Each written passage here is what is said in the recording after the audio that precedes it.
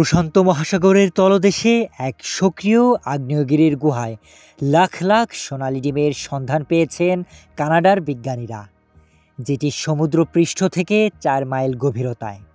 প্রথম দেখায় এই ডিমগুলোকে স্বর্ণের মতো ঝলমলে মনে হয়, যা নিয়ে গবেষণা মহলে সৃষ্টি হয়েছে প্রবল আগ্রহে।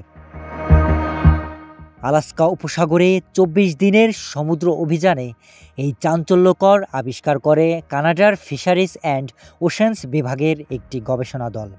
মূলত আগ্নেয়গিরির ভূতাত্ত্বিক বৈশিষ্ট্য পর্যবেক্ষণের উদ্দেশ্যে অভিযান চালানো হলেও মাঝপথে ক্যামেরায় ধরা পড়ে আগ্নেয়গিরির ঢালে সারি সারি সোনালী বস্তু। প্রতিটি ডিমের দৈর্ঘ্য প্রায় 20 ইঞ্চি, ব্যাস 4 ইঞ্চি। রিমোট চালিত সাবমেরিন দিয়ে নমুনা সংগ্রহ করা হয় সেখান থেকে। গবেষকদের ভাষায় এগুলোর খোলস অত্যন্ত সূক্ষ্ম, ফাটলে রেশমের মতো টিস্যু বেরিয়ে আসে।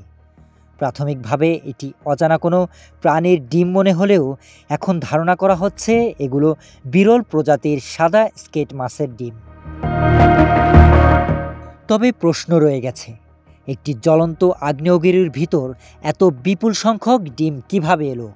গবেষকদের মতে আগ্নেয়গিরির উষ্ণতা ও খনিজ সমৃদ্ধ পানি এই স্থানকে প্রাকৃতিক ইনকিউবেটরে রূপ দিয়েছে, যেখানে ডিম ফোটার হার অনেক বেশি।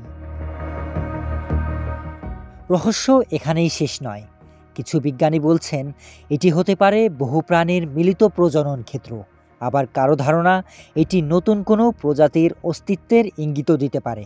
গবেষক ডুপ্রিস জানান, এক ডিমে সূক্ষ্ম ছিদ্র দেখা গেছে, যা থেকে বোঝা যায় কিছু ডিম থেকে ভ্রূণ ইতিমধ্যেই বেরিয়ে এসেছে। বিশ্বজুড়ে সামুদ্রিক জীববিজ্ঞানীরা এই আবিষ্কারে আগ্রহ দেখিয়েছেন।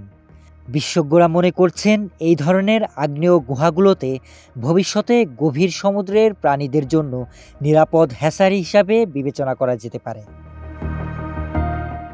কানাডার ফিশারিজ বিভাগ জানিয়েছে অঞ্চলটি আবারও নিবিড়ভাবে পর্যবেক্ষণ করা হবে। পরবর্তী ধাপে ডিম থেকে বেরিয়ে আসা প্রাণীর পরিচয় শনাক্তে আবারও রিমোট প্রযুক্তি পাঠানো হবে। গবেষণার পূর্ণাঙ্গ ফল প্রকাশিত হবে সরকারি প্রতিবেদনে। এই আবিষ্কার মনে করিয়ে দেয় সমুদ্রের গভীরে লুকিয়ে আছে এমন সব জীবনের সম্ভাবনা যা এখনও মানুষের কল্পনার বাইরে।